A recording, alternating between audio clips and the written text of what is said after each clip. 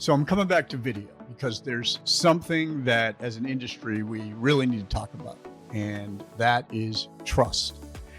And it's not a new word for us, but I don't mean it in the usual public trust conversation as it relates to pharma.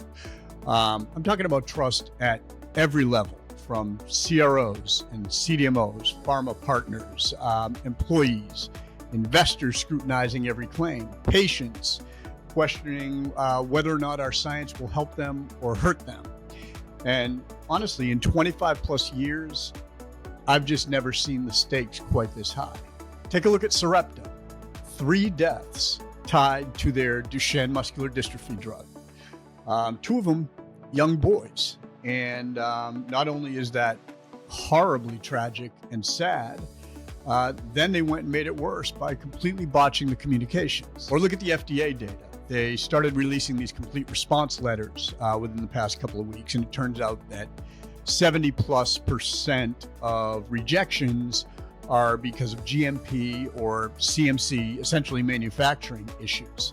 Once again, it's about, can these companies be trusted to make the drugs for us safely? Or CROs missing timelines, CDMOs claiming they have capabilities that they don't, biotechs overselling their data to desperate investors.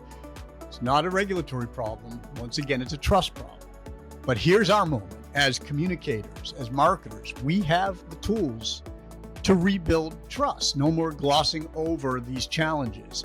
No more regulatory speak when families are just asking real questions. And no more promising anything that we truly can't deliver. It's time for authenticity across the entire sector.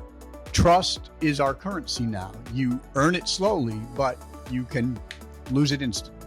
The companies that figure out genuine transparency, they will thrive. And the ones that are playing the old games, they're done. Trust isn't nice to have anymore. It really is the foundation that everything else will be built on.